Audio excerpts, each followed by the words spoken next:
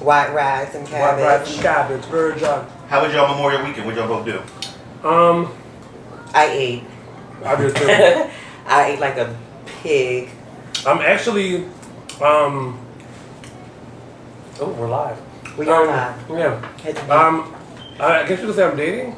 So I went on a couple little dates. And Oh, you're dating since the last time we met up. yeah. Okay, you better do that. Shot for me as well. Okay. But I went to the water park and I did see that. a few other things. It was fun. Oh, that's who you, that guy? That's No, I don't need them going through my timeline checking out. Mm-hmm. No. Oh wait, people are talking. What's up, Jacen? What's up, Auntie? What's up, Orlando? Hi, Nev. Hey, Laura. What means? What up, Lonnie? Mm-hmm. Hey, my Juice, you guys. Juice. So wait, hold up. Let's talk real quick. Dating. What made? Okay, how did this? What's that going? How's that going? What's making that going? Good. What's making it going is dating. Mm-hmm. You know, actually going out on dates, actually spending time to get to know somebody. You know, with it not being sexual, with it just being dating, genuinely having a connection with somebody, like actually getting to know them. Mm-hmm. Like, because I think that dating is very, very important. A lot of times we don't date; we just fall right into it. You know, next thing you know, we're in a relationship, and then once you start to kind of know this person, you don't like them. Right. So far it's going good. I can't. You think a lot of relationships is because it's based on sex, like the have that? Yeah, a lot of relationships are based Nowadays, on sex. Yeah. Well, They're based- nowadays, period. But nowadays more than back then. You think so? I think it's the same. Yes. Honey, you know, relationship, that's not in this day and time right now. If you're in a relationship, you're going through hell. So have all your relationships took you through hell? No, but I'm not dating. Oh, you're not dating? No, I'm scared of this lifetime. So wait, let's elaborate on that. What makes you scared of this lifetime? It's just so much going on. It's so much going on. You got to play careful. You got to play too motherfucking careful. So sometimes you just don't do. So don't you think that by dating you're able to explore that of being careful? But it's not all about you at the same time. You got to make sure he feels the same way. But is it safe to say, I mean, guys, hopefully you guys are watching and tuning in, like, how do y'all feel about this? Like, do y'all feel like during the dating process, like, you're not exclusively dating, so if you're not exclusively dating, you can't really hold them to nothing. They kind of can do what they want. But do you really want? Do you want them to really do what they want? I mean, no, we don't, but I mean, that's the power of dating. Like, the power of dating is, See, you I'm do not you. with that. I'm not what you date seeing me and you seeing 5 other people. I mean, well, I can't do that. While we're dating, I'm not. I can't date multiple people. I can only date one at a time. Yeah, that's what I'm saying, because you're not fully interested. You got to give all your interest to one so that they can see what's going on. you have a lot of I mean, there's a difference. Yes, I agree, Laura. There is a difference between like and lust. Mm-hmm. My mom just joined. Hey, Mom. define like and lust. Zelia, what's like and lust to you? Well, you could like somebody to lust. You lust? Because sometimes they get those confused, like lust and love. Because you're not really in love, you're just in lust. Right. And you don't really... So that's in the first stages.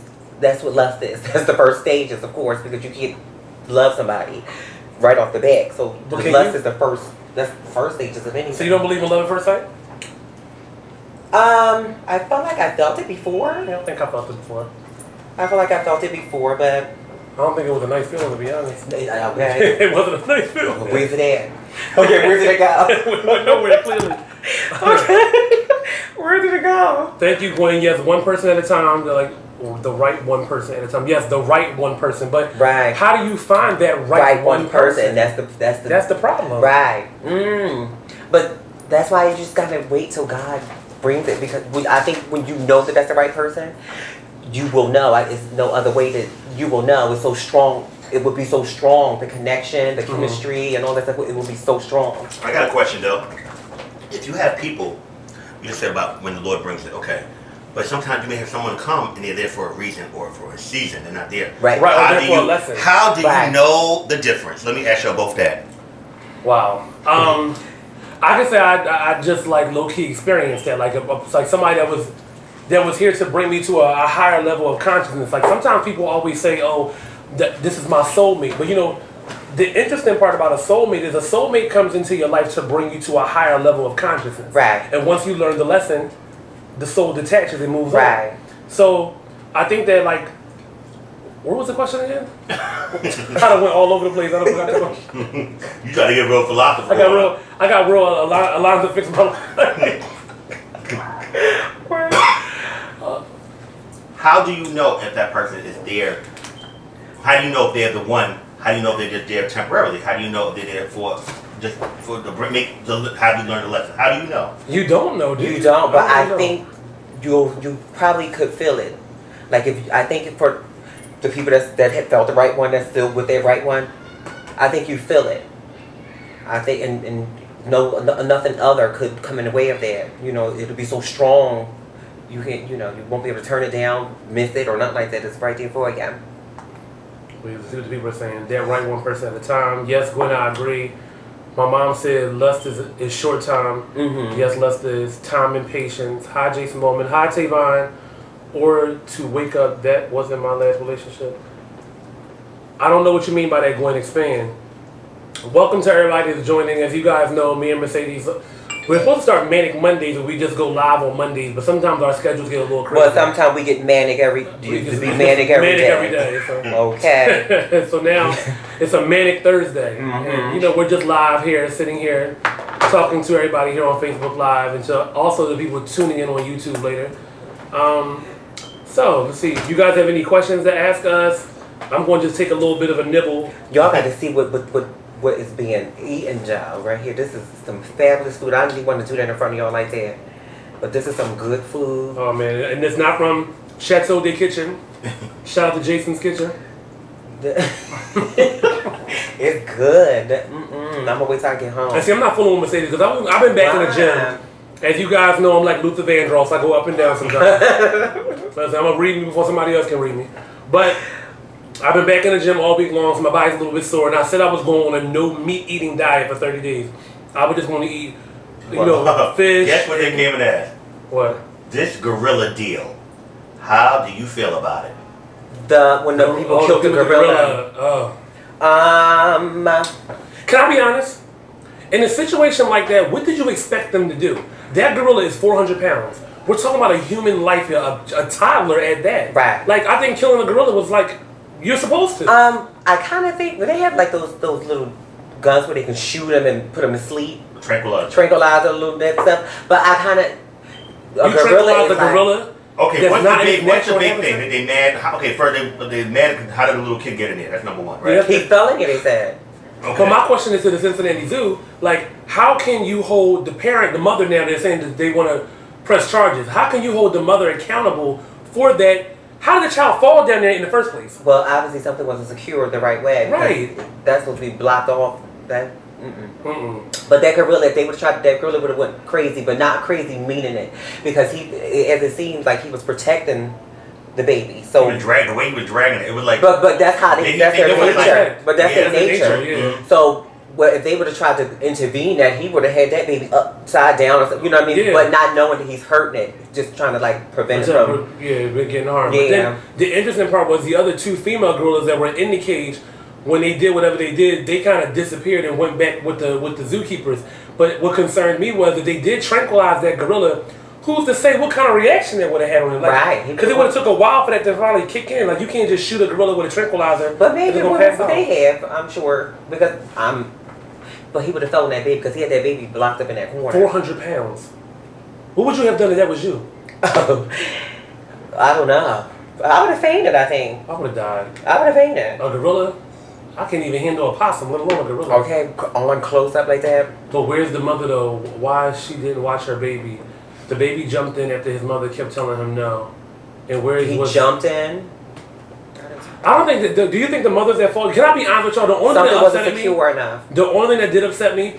Why did it have to be a black child, like a black mother? Because now the memes on social media, they are so vicious. Like they've been making memes saying if it was a albino gorilla, then they wouldn't have shot the gorilla down. Like social media has no chill. But that could happen to anybody. Something wasn't secure enough for it just wasn't secure enough. I'd say. And right, Orlando said, yeah, silverback gorilla is one of the most dangerous gorillas. So how can you you ain't know what that gorilla was going to do? No, I'm sorry. No, I ain't here for it. So they killed the damn gorilla. They killed the gorilla, 400-pound gorilla. Oh. Wait, because the people can't see. That way they can see. Yeah, that's how. Oh, this is good. Okay. I would have had to fight a big 400-pound gorilla if I died just for my baby. Reports say the toddler asked his mother if he could get in the enclosure. We don't even know. I mean, we can go by what the media says all we want to. We never know what really happened. Right. We weren't really there. So Right. I'm just tired of talking about all these animal rights activists. Oh, the gorilla. Y'all don't say nothing when they be shooting these damn lions in Africa, when they be killing people for the y'all coats and the chinchilla furs furs and and stuff everything like else. that. Like, get out of here. Next. So, how do you feel about the election? But Donald Trump and Donald Trump, Hillary Clinton, and Bernie Sanders. To be honest, this may sound like really, but I really don't care. You don't care? No, not really. So, are you okay with Trump getting in office? No, I'm not okay. No, I'm not okay with that. But for real, I mean, let them do what they want. I don't know. It's like this. We like this. We went. It's like this. You know, I was watching CNN the other morning, and they were saying how, correct me, you guys in the comments if I'm wrong. There is a Republican that they want to run independent, and if he runs independent, he has a potential of splitting the delegates between Clinton and Trump. Also, if he runs, in the Constitution it says that basically the American people won't have a chance to vote because it will be up to the Senate. The Senate will decide who the president is. Well, I do think he is going to win. You think Trump's going to win? Yeah, I think so. That is so scary. It is scary. But I mean, the way stuff is going in this world right now, I mean, he would fit what's going on. What? All this stuff, this craziness that's going on in the world, I think he would fit exactly what's going on. But you know, it's interesting. And I don't want Trump to win. No, nobody. But if Trump does win, it ain't really that much he can do, honestly speaking, because it's a check and balance system in government. So it's not like, yeah, he's our world leader. Mm-hmm. I do think that if he's elected, there will be a lot of riots. Mm-hmm. I think that, the America is like... Well, it's happening now. Right? I mean, yeah, it's going to get worse, though. Right. I think it'll really, really get bad. But in a way, I'm so, like, pro-Hillary, even though, like, I'm still upset with her that she won't just go ahead and release these emails and get that done and over with. But I really want Hillary in office. I just really want Hillary in office. It would be, yeah. Do you want Hillary in office because that's the only choice? No, I mean, I just don't believe that. I like what Bernie stands for, but I trust Hillary with foreign policy, and I trust Hillary with actually, defense. I don't think Bernie has enough expertise when it comes to military and understanding his foreign policy. I don't like his arguments. Did Barack? What about Barack? I think they all learn it. They do when they get in here. They do learn it, but I just don't think that, this is just my personal opinion. I don't think that we should go off based off Bernie Sanders because he was in a picture with Martin Luther King. Like, and all I hear a lot of young black people saying is, "Oh, he's for us. He's for us." Like, okay, like, what about? We don't know who's for us. Yeah, like, any of them, we don't know exactly who's for us. They all actually for themselves, for real, the check. I don't think they don't really make the rules. They have to follow rules. If they following the rules, they're just. It's like a job description. Right. So they have to follow what they have to put out, what they was told to put out. So I mean, that's why it's like. It's like whatever. Yeah, because all those choices, the decisions was made from. You think Barack was really making them? Really? Those people, you know what I mean? Not really. Yeah. These people do be having hearts and stuff like that. That they, that. You can tell, and then the delivery is a lot. You can tell the way they deliver it. If they really want to deliver it, you can tell. Body language again. Right. So you can tell. You can tell sometimes that they didn't really want to say things. If Trump becomes president, he might get assassinated. I believe it though. If he becomes president, they might try to assassinate him. But really, the thing that's so interesting is when people go in these polls, somebody has to be voting for this man. Oh well, of course. So it's like, come on, like the people that believe in him and believe in the stuff that he is promoting and all that stuff. Of course. Yeah. I don't know. It's in their house. You guys got anything that y'all want to add? Any questions, comments? There's a whole bunch. Let me see. Let me scroll up. We wasn't paying attention. If Trump wins, we're doomed. It's on CNN. Yeah, I knew I saw it on CNN. I'll gladly take Hillary over Trump. Let's talk about the youth that are killed unfairly every day. Yes, can we talk about that for a second? Police brutality has been ridiculous. But one thing I have to say, and I know it sounds so terrible me saying that, in Philadelphia for years now, they do not play with killing cops. Like, they do not care. And that's what these cops see. I'm like, I have to be on both sides because sometimes we play one side. Right. We do. So we have to look at both sides of the fence. And if you got these 17-year-olds, I mean, now don't make it right. Right. But if you got these kids running around with these guns and stuff, shooting and stuff like that, they have to be on defense. The cops have to be on defense. They do. You know what I mean? So you get what you know, like in anything in the world, you get what you put out. So they have to be leery of these kids, and kids don't have a conscience of thinking. See, I'm all about a cop upholding the law. And, my uncle has been with the force for over 30 years. He's a big cop down here in Philadelphia. But it's like, at the same time too, there's too many cops. There's too many cops that abuse the system.